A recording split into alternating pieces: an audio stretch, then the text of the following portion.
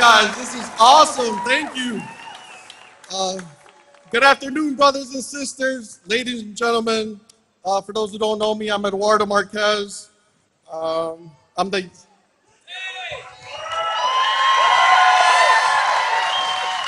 little bit about myself. I'm the youngest of 7 to immigrant parents, born in Chicago, where my father was a union carpenter.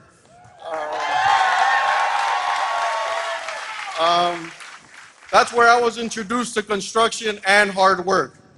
I moved to Waukesha when I was 20 years old. I've been a member of Local 113 since 2014. I started as a mason tender, all under the building trade. Some responsibilities are to build scaffold, operate the hydro lift, and rough terrains.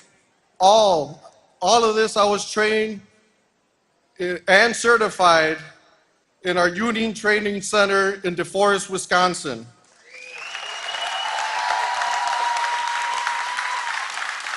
I've been working for a local contractor, Findorf, since December 2018.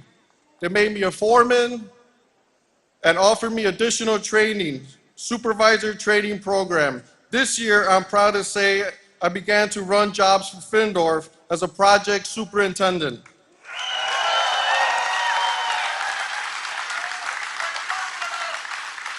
Right now, we're building a children's clinic. I'm married with 3 sons.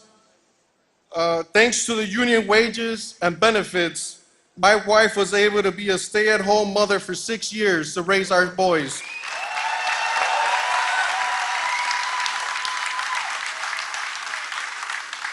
I'm also proud to say that she returned to work last year, and that extra money is also awesome. I know that President Biden pushed hard for the infrastructure bill that would create so many jobs for laborers to repair our bridges, water system, and many other things. And now we have a great agreement on a solar field. Hundreds of laborers will be part of clean energy future.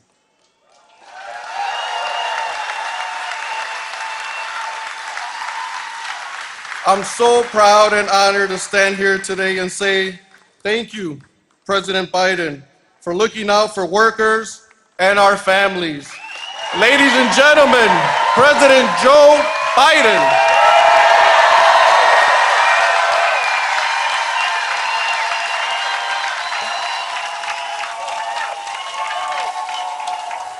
Hello, Milwaukee.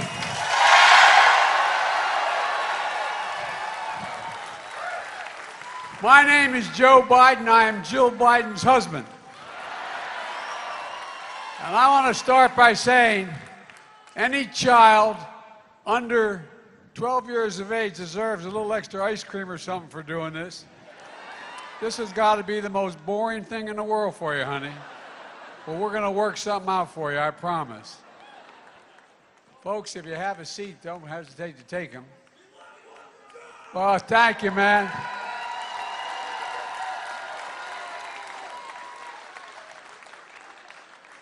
Well, you know, I think this is getting to be a pretty good year for a Labor Day. Eduardo, thank you for that introduction. It's great to be with Governor Evers, Representative Gwen Moore. Where's Gwen? There you go, Gwen. I love you, kid. You've been there every step of the way when I've needed help as president. Thank you, thank you, thank you. And Mayor Johnson, where's Mayor? Where's the mayor? There you go. You got those 2 beautiful girls and the son. I tell you what. You got to tell your girls, you got to be patient with we dads. We're hard to raise. We're hard to raise. And where's the county executive? Stand up, big guy. I think these 2 guys spend all their time in the gymnasium. They look like they're in too good a shape. I want to thank Tammy. She couldn't be here today, who's a champion of working people and always there. You know, and the same goes for Lieutenant Governor Mandela Barnes, who couldn't be here, but He's going to be your next United States Senator. Oh, he is. And I want to thank Liz Schuler for her fearless leadership of the AFL-CIO, and thanks to Pam for your leadership of the AFL-CIO here in Milwaukee. Thank you, thank you, thank you. Where is she?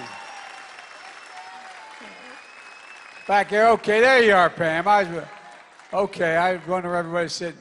And how about actually having a union guy as a Secretary of Labor? I tell you what, if you're going to be in a foxhole, you want Marty in there with you. Now, you may have trouble understanding when he starts talking about car bonds and other garages and he talks kind of funny, but he knows what he's talking about. I promise to be the most pro-union president in American history, and Marty's keeping me make that promise.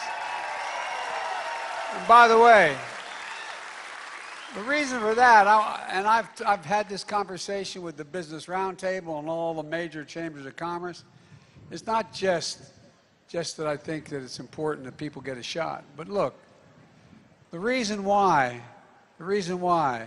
businesses should be hiring labor folks is simple. You're the single greatest technicians in the world. You're the best laborers in the world. You build the best product. No, I'm not just joking. I'm not just saying that. But people forget, a lot of the trades, they forget. You go to 4 or 5 years of school, you're an apprenticeship. It's like going back to college. It's not like you all of a sudden just step in. You build a better product, it lasts longer, and it's cheaper for the business, and it's better for the country. Look, folks, Labor Day is a special day in the country and here in Milwaukee. This is one of the biggest Labor Day events in America you all have here. And it's a special day to me as well. Because the fact of the matter here is I wouldn't be here without unions. Unions. Electricians, iron workers, letter carriers, teamsters, laborers, bricklayers, transit workers, plumbers and pipe fitters, steel workers. I wouldn't be here without cops, firefighters, teachers, nurses.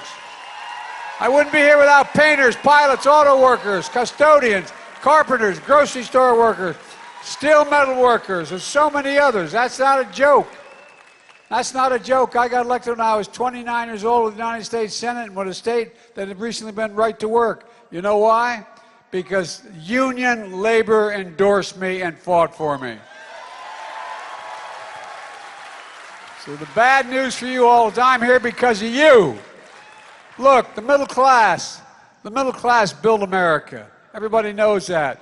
But unions built the middle class. That's a fact. That's a fact. Look, folks, I believe we're at an inflection point in American history. I really mean that. It comes around every 5 or 6 generations.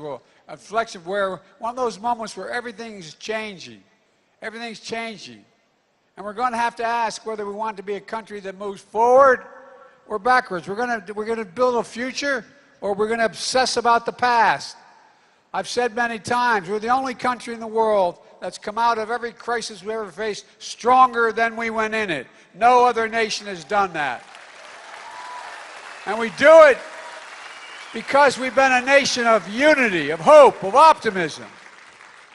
Not a nation of division and violence and hatred being preached by some others. I want to be very clear up front. Not every Republican is a MAGA Republican. Not every Republican embraces that extreme ideology. I know because I've been able to work with mainstream Republicans my whole career. But the extreme MAGA Republicans in Congress have chosen to go backwards, full of anger, violence, hate, and division. But together, we can and we must choose a different path. Forward. No, I really mean it. We have to. A future of unity, of hope, of optimism. We're going to choose to build a better America. A better America. There's no question it's been a hard few years, but we've come a long way. Today, COVID no longer controls our lives. More Americans are working any time than all of American history. Last year, more people applied to start small business than any year in history. But it didn't just happen. We never gave up. We never gave in. And we are delivering for working and middle-class Americans now. Now.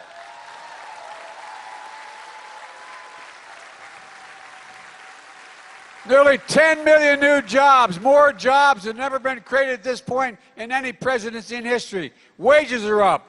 Unemployment remains near a 50-year low. And the big reason for all this is the American Rescue Plan that I signed into law shortly after taking office. With the help of your Democratic members of Congress, that's how we got it done. Not one single Republican vote. The plan took America from economic crisis to economic recovery. And here in Wisconsin, your governor and your mayor of Milwaukee use that money like it's supposed to be used, keeping city workers on the job in the face of rising costs, keeping streets safe by fixing streetlights, training 130 new firefighters, helping hire close to 200 more police officers. Not a single Republican voted for that, not one single one. Every single Republican in Congress in this state voted against that funding.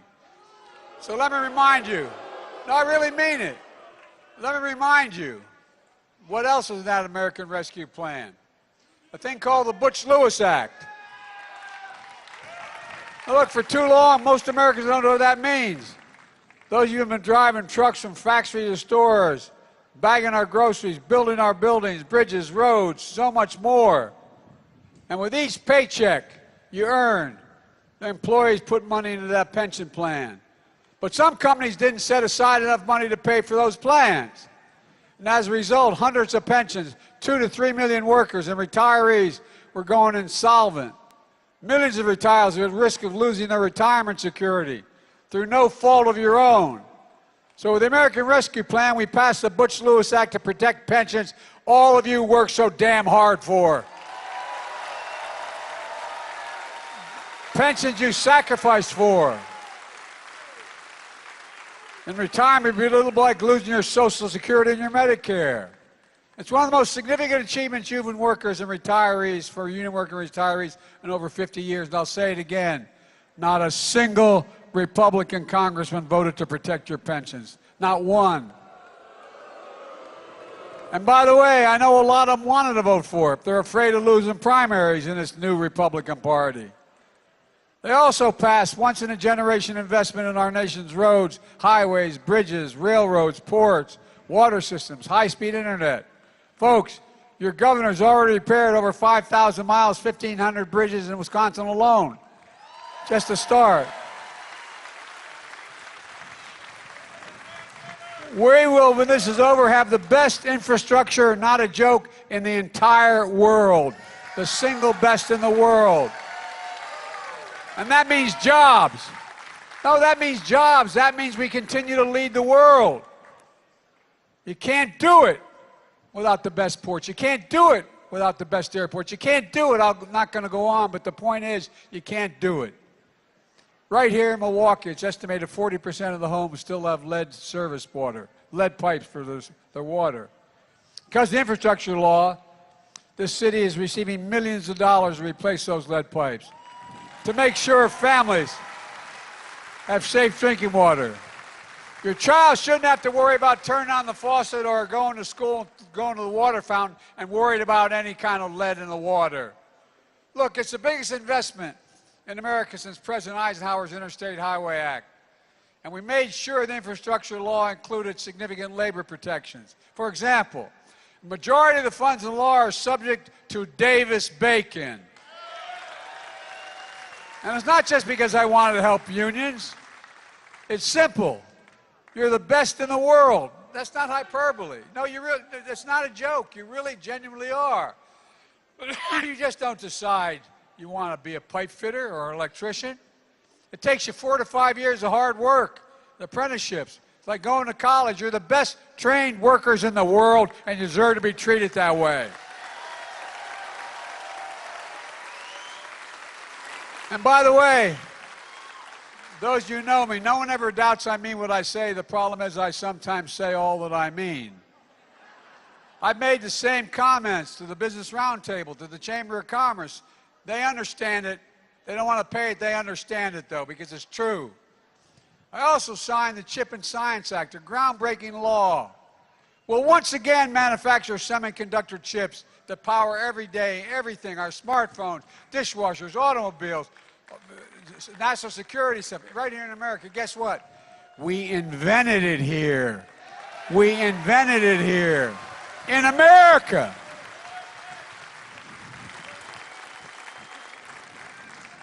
By the way, the reason why last year, inflation was so high, you know the biggest reason? Cost of automobiles. You know why they cost so much? They didn't have the computer chips to make the automobiles. Folks, here in Wisconsin, Senator Baldwin made clear that you're ready to take advantage of this law.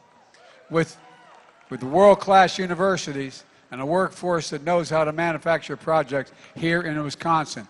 This law is going to create tens of thousands of jobs in America, bringing billions of dollars of investment here in America. Well over $100 billion investments in America, revitalizing American manufacturing. Where is it written? Where is it written that says America can't lead the world in manufacturing? Where does it say that? We've exported too damn much. In fact, next week I'm going to Ohio for the groundbreaking of a multi-billion-dollar semiconductor manufacturing plant. The company is Intel. It's one of the largest investments of the kind ever. They're putting $20 billion in as a start. It's going to create thousands of jobs, thousands. 7,000 construction jobs just building the facilities. 5,000 permanent jobs for blue-collar workers who will make $125,000 a year in those jobs.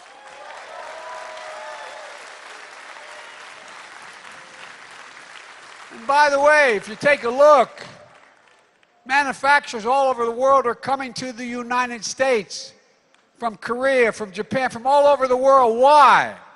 You know why the head of the outfit out of Korea told me they're coming here? Because we have the safest environment and the best workers in the world. That's a fact. We do. I'm not just saying this, this is real.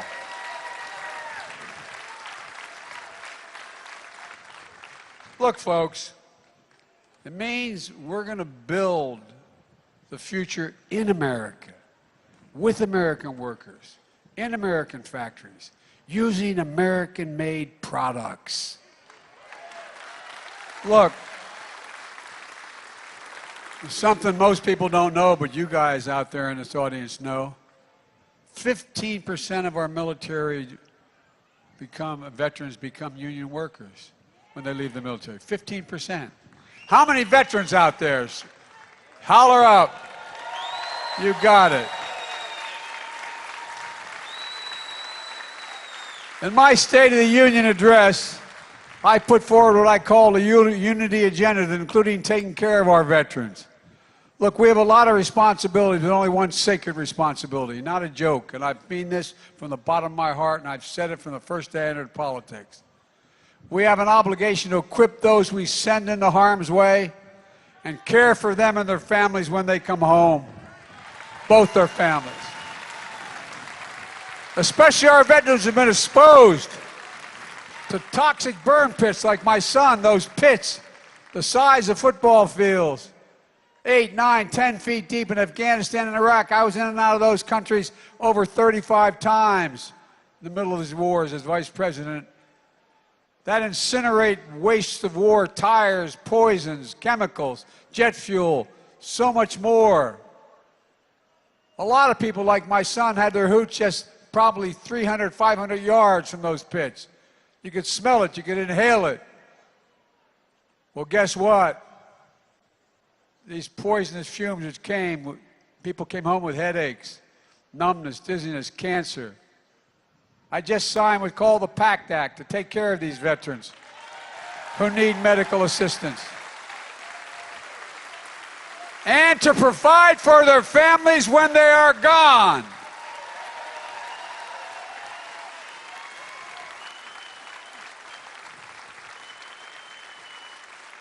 For God's sake, it's the least we can do. It's the least we... Well, I'd love you too, kiddo, I'll tell you. Look, Like I said, I believe we have a lot of obligations. We have a lot of obligations, only one sacred obligation. That's to take care of those vets we send overseas and when they come home. No, I know, but I really mean it. And as I said, I just signed into law a historic Inflation Reduction Act. It wasn't easy to take on big drug companies, but we did. I've been fighting them since I got in Congress 180 years ago. You know, we pay more for prescription drugs in the United States of America than any major country in the world, here in the United States. Okay? There's no reason for it. For the last several decades, many of us have been trying to fix the problem. But for decades, Big Pharma tried to block giving lower drug prices for those on Medicare or anywhere else. For decades, Big Pharma won year in, year out because they owned chunks of the Congress, because they had to help, like your senior senator, Ron Johnson, who said, no, I want to say what he said. He said he opposed lowering drug costs because it would result in punishing the pharmaceutical industry. Bless me, Father, for I have sinned. I mean, come on, man. Not this year. We beat pharma this year. We beat pharma this year, and it mattered. We're going to change people's lives. We finally beat pharma. Now Medicare will have the power to negotiate lower prescription drug prices. We can guarantee no senior will have to pay more than $2,000 out of pocket for their drugs for the entire year, no matter whether the bill is $50,000. No more than $2,000, period. And if you're on Medicare and you have diabetes, your cost of insulin will be capped at $35. And by the way, there's a reason for that. You know how much it costs them to make and package the insulin for diabetes? $10. 10. Any of you you need that insulin, or your children need it, you know what it costs. It costs you somewhere between $650 and $1,000 a month. It's outrageous. Well, guess what? We also had in this bill of mine, we also had a provision that affected people who weren't on Medicare. But because of the leadership of your senior senator and others, it got defeated. But I'm coming back and getting it.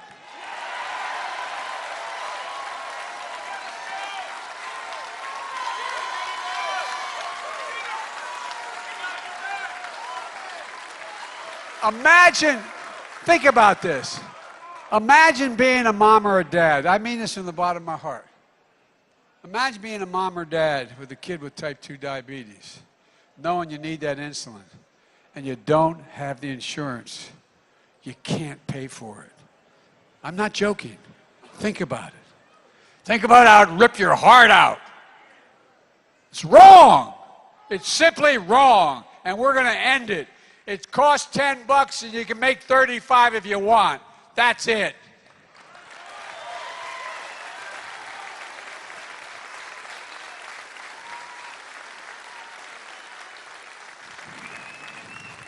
For decades, the biggest corporations, and by the way, I know corporations. I come from the corporate state of the world.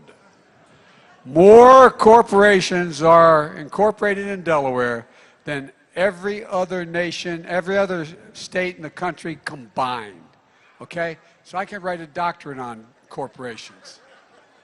So it's not like I'm anti-corporation generically, but I do think everybody should pay their fair share.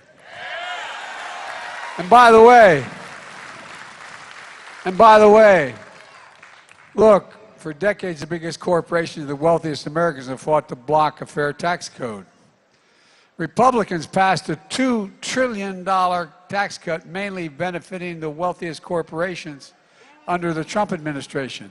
By the way, increased the debt by $2 trillion. Well, guess what? In 2000, 55 of those corporations earned $40 billion in profit. They didn't pay a single solitary penny in taxes. And wealthiest Americans, of those 700 plus billionaires in America, you know what their average tax rate is, federal tax? 8%.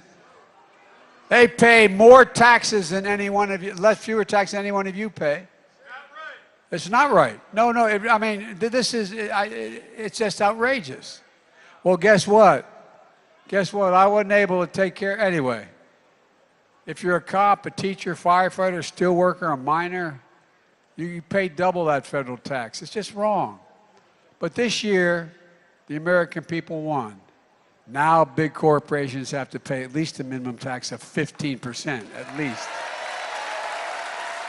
The days of billion-dollar companies paying zero, they are over in America.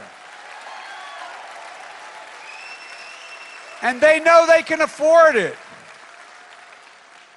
And while we're doing this, we're actually reducing the federal deficit. You know, they talk about responsible debt. The last guy left me with a giant deficit. Well, guess what? In my first year, I reduced the deficit by $350 billion. And you know how much? You know how much I'm reducing the deficit this year? $1,500,000,000 reduction in the deficit.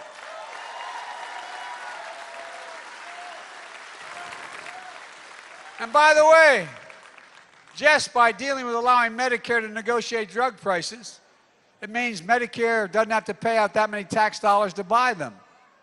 That alone is going to reduce over time $300 billion in the deficit. You would think the Republicans really cared about reducing inflation, they'd vote for the Inflation Reduction Act. But every single Republican in the House and Senate voted against it. Every single Republican in the House and Senate. Now, I admit some of them voted against it. They thought it made sense, but they couldn't let Biden, quote, have a victory.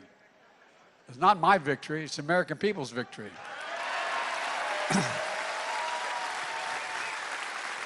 In spite of the fact that while doing all this, we lowered the deficit by $1.5 trillion this year. Here in America, every single Republican voted against lowering prescription drug prices, against lowering health care costs, against protecting your pensions, against lower energy costs, against creating good-paying jobs, against a fairer tax system. Every single one in the House and Senate. Every one. And one thing more.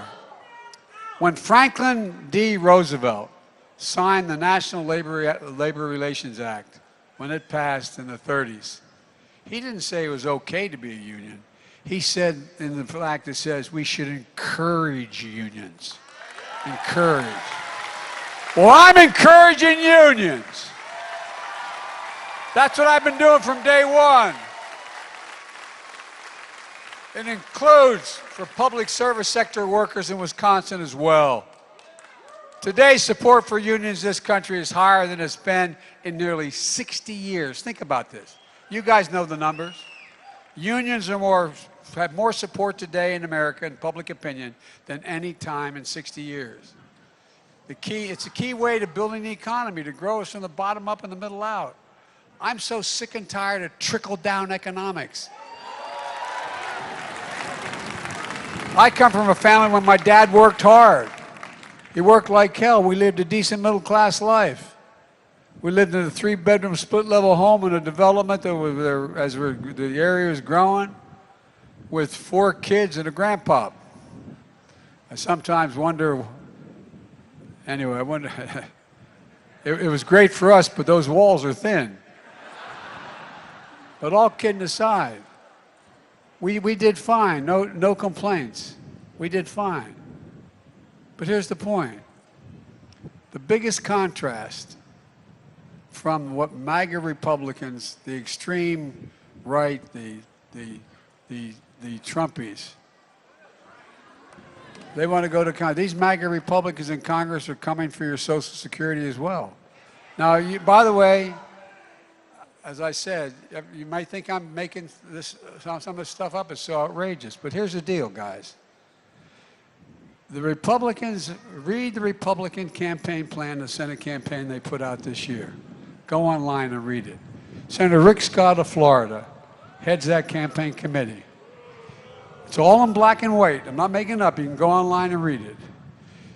They want to require Congress to vote on the future of Social Security, Medicare, and Medicaid every 5 years. to decide whether they continue. No, every 5 years. They get to vote to change, to cut, to reduce, or entirely eliminate Social Security and other things. How does that make us feel? Knowing you guys, and then remember that song, Along Comes Joan? And then along comes Ron Johnson of Wisconsin. He's arguing that 5 years is too long to wait to savage these programs people depend on. He wants to put Social Security and Medicare literally in that chopping block every single year, treated like any other appropriation. Let me remind you, you paid for your Social Security Medicare. Taken out of your paycheck from the time you're 18 years old. The same guy who said, he's the same guy who said if Republicans get control of Congress, they're coming after the Affordable Care Act again. Denying health insurance to anyone with a pre-existing condition. That's the only reason they're able to get it. The only reason they get, if they have a pre-existing condition, the only way they can get insurance is because of the Affordable Care Act. That's not a joke. This guy never stops. But guess what? I ain't stopping either. Folks, you and I, we offer a starkly different vision for this country. A vision of a fairer, more decent America. One where everybody has a fair share, where every American is treated with, my dad would say, with dignity. The economy that works for work, not wealth. Let me close with this. We're at a serious moment in our nation's history, and it's not I mean it from the bottom of my heart.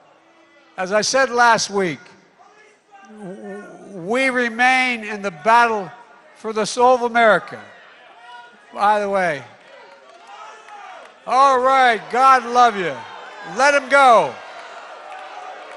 Let him go. No,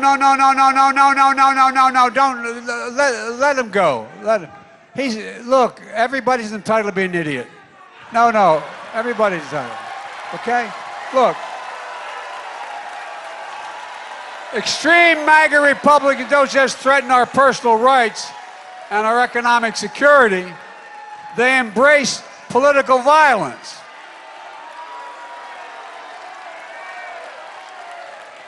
Look,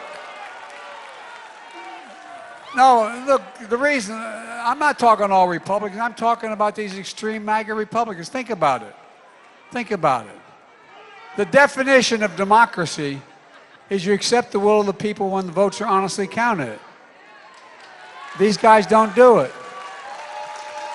Name me a democracy in the world where a leader argues to engage in violence. To this day, MAGA Republicans in Congress defend the mob that stormed the Capitol and people died later. Senator Johnson said it was, by and large, a peaceful protest. Have you seen the videos, what happened that day? Listen to the stories of the members of both parties of Congress and the jeopardy they were put in. Cops attacked and assaulted, speared with flagpoles, sprayed with mace, stomped down, dragged, brutalized. Police lost their lives as a result of that day. And the MAGA Republicans and your senior senators said it was a peaceful protest. Folks, you can't be pro-insurrectionist. I'm being deadly earnest now. There's no democracy where you can be pro-insurrection and pro-democracy. So when I say the democracy is at stake, I mean what I'm saying, literally. You can't say you support law enforcement and call the people who attacked the police on January 6th patriots. This was an attack on American democracy and all we stand for. Imagine if you go home this afternoon, turn on the television, and saw several thousand people storming the British Parliament, knocking down the doors, threatening their lives, trying to overthrow the election of the new Prime Minister, and people dying. What would you think? No, I'm being deadly earnest now. Honest to God, what would you think? You'd think this is not a democracy. Well, let me tell you something. Let me tell you something. This is why in this moment, those of you in this country, Democrats, Republicans, and mainstream Republicans and independents, we have to be stronger and more determined and more committed to saving American democracy than the MAGA Republicans and that guy Alcantara are destroying democracy. Because democracy is at stake. We got to remember who we are. We're the United States of America. There's nothing we can't do if we do it together. God bless you all, and may God protect our troops. Thank you, thank you, thank you.